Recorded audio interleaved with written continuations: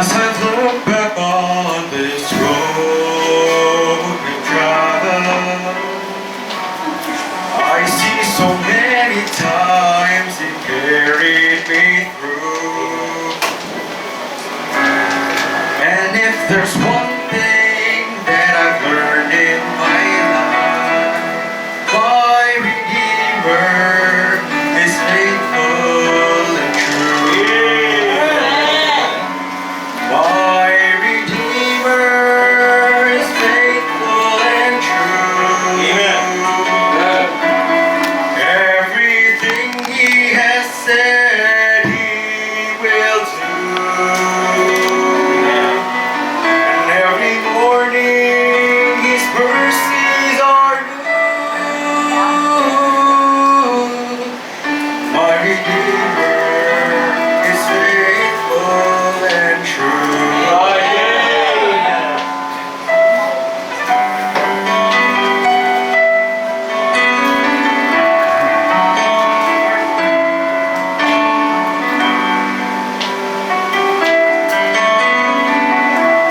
My heart rejoices when I read the promise. There is a special place I'm preparing for you. I know someday I'll see my Lord face to face. 'Cause my Redeemer is faithful and true. My Redeemer is faithful and true. Everything He has said He will do. And every morning His mercies are new. My Redeemer is faithful and true. And in every situation, He has proved His love for me. When I lack the understanding, He gives more grace to me.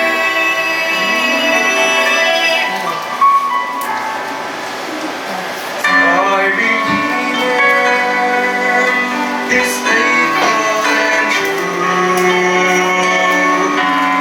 Everything He has said He will do.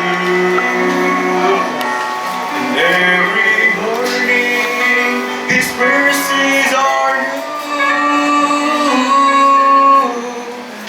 My Redeemer is faithful and true.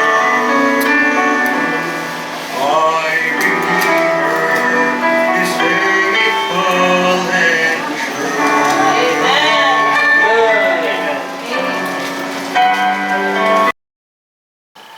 May adlaw kanimo higala. Mangutana ko nimo ayaw lang kay ubos, ayaw lang ka offended. Mangutana ko nimo, luwas na ba ikaw? Ang akong buti pasabot, kung kuhaon sa Ginoo ang imong kinabuhi karurayon, makasiguro ba ka nga moadto kag langit ang imong kalag? Kung na ka masayon o di ka kapaniguro, ang naing balita akong isulti nimo. Sa Juan 14:3, 1-3, ingon ang Ginoo, ayaw ipasamok ang imong kasing-kasing, tuo sa Dios, tuo sab kamo kanako. Sa balay sa akong amahan, tuoy daghang puyanan. Kundi pa kini tinuod, ingon ako kanimo, wadto ko aron pagundam pag-andam ulo na alang kanimo. O sa makaandam na ulo na alang kanimo, amhi ko pa usab, o kuhahaon ko ikaw. O pagdawat kung ikaw ni kanako aron asa gani ako tuwa usab kamo. Muto ba ka ni gala? Kung muto ka ani, makasiguro jud ka kay ang Dios di manumakat. Apan kung di ka muto, paghukman ka sa silot. Hukman jud ka silot. Nga naman. Parte sa bayad na. Sa kaniadto, sa karon sa wa pa bubuhat, bayad na. Dito sa Kalbaryo. Saka pa kung wato kag langit, di na ito mo kayo kaysa, kitang tanan po sa mga masisa. O kung wato kag impino, di sa tusa, kana kayo ka mo tuos may malita. Manahin nga mo tuo gani ka sa Ginoo, langit ka. May mo ka anak sa Diyos. Iyon ang punos Ginoo sa tanang bidawat kaniya, may tuo siya ngalan, kanila naghatag siya kagahom pagkahimong anak sa Diyos. Anak na ka sa Diyos. Sa pagtuo lang ni mo ni Jesus, kay mong personal Savior, anak na ka sa Diyos. Ayaw pagdahom nga ikaw anak sa Diyos, kay labing tinuot ko, nuwa pa mo si Kristo, anak ka kasyawa. Mato pa sa Ginoo, kamo, gikan sa inyong amahan nga mauwang yawa. Juan 8:44 ka na, apan ko imong dawato Kristo, dis mong kasing-kasing, anak na ka sa Diyos. Iyon ang Biblia sa tagagaras sa 3:26, kamo na imo na anak sa Diyos, pinaagi sa pagtuo. Sa pagtuo lang nimo. Sa kung anak na ka sa Diyos, asa ka rin ba sa imo nga, ito asa ka. Magkapaniguro ka nga imong kalabot ug langit kay matupas Ginoo ang inyong ngalan na sulat na dito sa langit.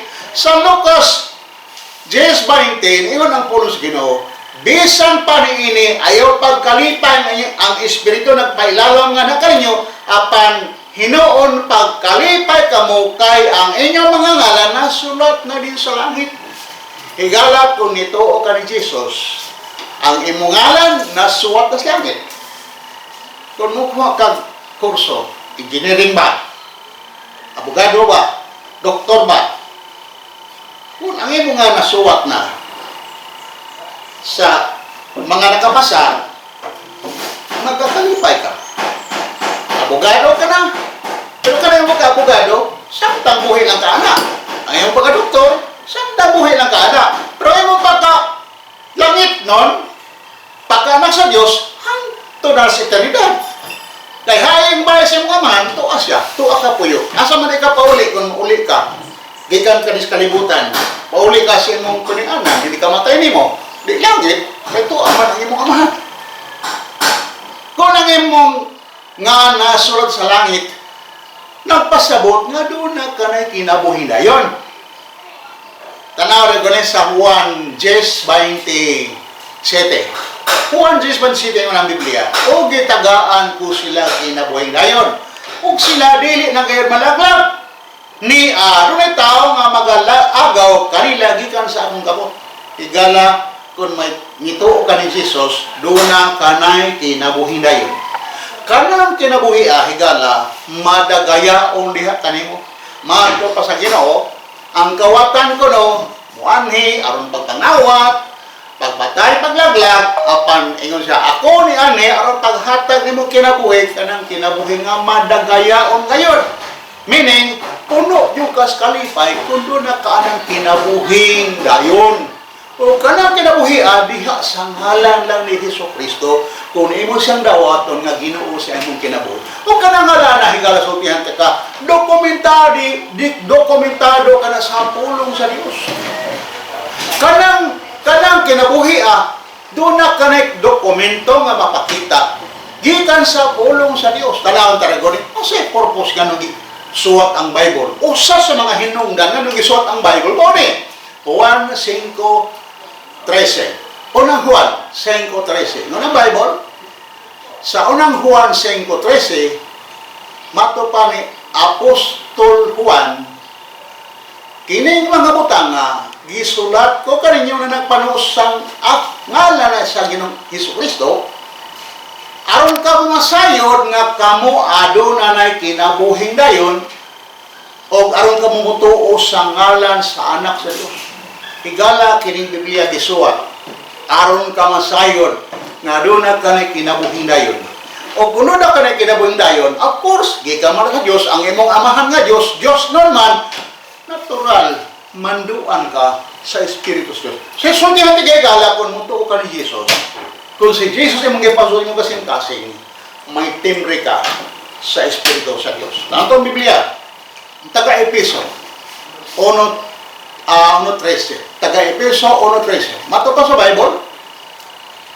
1:13. Di sa diha sa kang kinsa kamo usab mosalig, human kamo makadungog sa pulos kamatuoran, sa may balitas niyong kaluwasan, diha sa kang kinsa human kamo mituo, kamo gisilyuhan ni anang bala ang Espiritu sa saan. Meaning, gisilyuhan ka, meaning gitimbrihan ka, o kanang timbrihan, higala sultihan ka, hangtod na pagbalik sa atong Ginoo.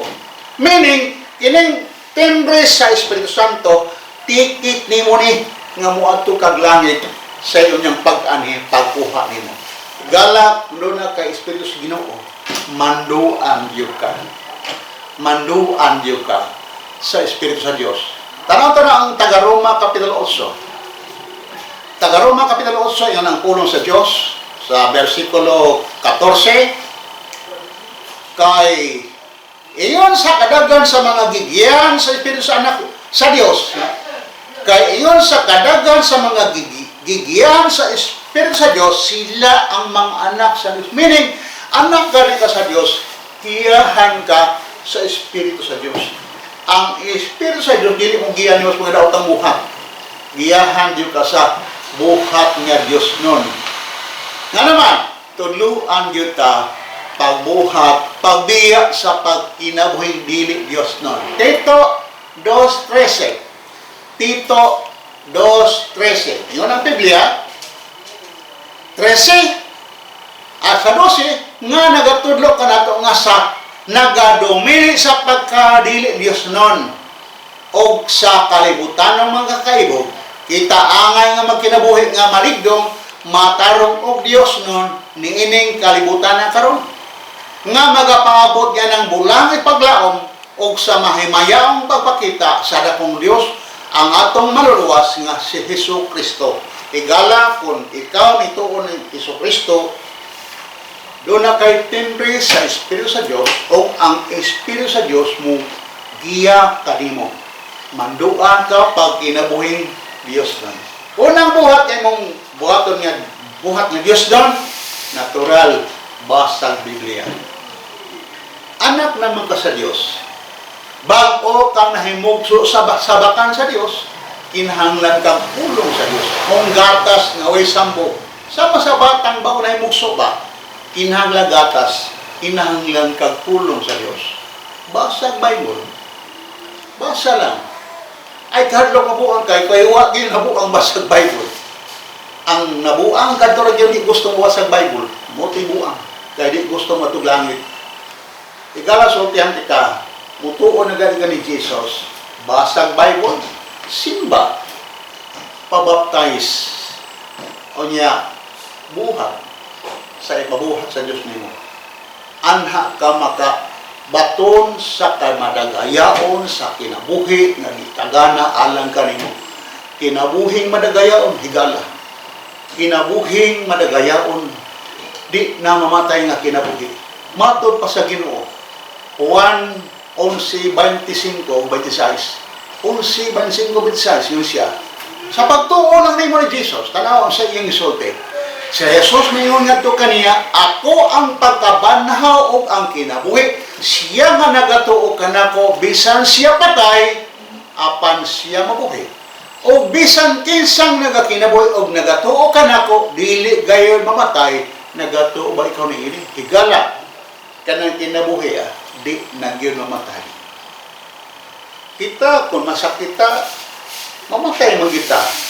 Ang ato lang, kung taas-taas pa yung ato kinabuhi, apan ang kinabuhi igitan niyang sa Ginoo na to, kinabuhi nga di nagyon mamatay.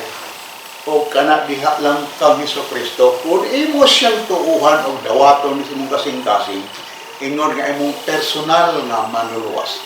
Igala, kinilang ang mga pagmamutuon na sa pagtuon nimo, may kinabuhi ka diha ni Kristo. O kanang kinabuhi higala, sultihan kita, imong naangko na karon kung imo siyang dawaton nga Ginoo sa imong. Way buhat way buhat nga makatabang nimo higala pagtuo gyud. Pagtuo gyud. Tanawa, taga Efeso 2:8. Sa gisulti sa Ginoo sa ni Apostol Pablo, kay tungod sa grasya, kamo nangaluwas, pinaagi sa pagtuo. kini dili sa inyong kaugalingong kaymuan, kini hatag sa Dios, dili sa mga binuhatan aron walay magpasigarbo. So tihati kagala dili sa mga binuhatan, dili sa imong pagkamatarong, kundi sa pagtuo lamang ni Hesukristo. Tungod kay iyat ang giluwas, tungod siyang grasya, gugmang kaluoy. Tito 3:5, katapos ang bersikulo. Dili sa mga binuhatan nga nahimo na sa pagkamatarong, kung dili sa iyang kaluoy. Siya miluwas ka na to. Pinaagi sa paghukas pagkataon, pag-usap, pagbag-o sa balaang Espiritu. Higala, wala ang paagi. Jesus Christ lang. Jesus Christ lang ang anak sa Dios nga nagpalangsad sa cross kay gibayran ang imong sa kaniadto sa karon ang sa o ang mabuhat nimo gibayran ang tanan tuoy siya kay siya mudani mo ngadto sa langit. Ingon siya, ako ang dalan, ang kamangaturan, ang kinabuhi. Walay magkaato sa man. Gawas kong pinagi. Higala, Jesus Christ lang. Tuuhi, dawata siya. Malos ikaw, karon. Kung ikaw nagatuo sa pulong sa Dios mahitungod sa kaluwasan, pag-ampo ani nga inampuan, Ginoong Hesus, usa ako ka makasasala ug dili angayan sa langit. Salamat sa imong kamatayon didto sa krus alang sa kabayaran sa akong sala. Pasaylo ako sa akong mga sala ug akong angkunon si Ginoong Hesus nga akong manluluwas. Pasudla si Ginoong Hesus sa akong kasing-kasing kay gusto kong malangit. Sa ngalan ni Ginoong Hesus Kristo. Amen.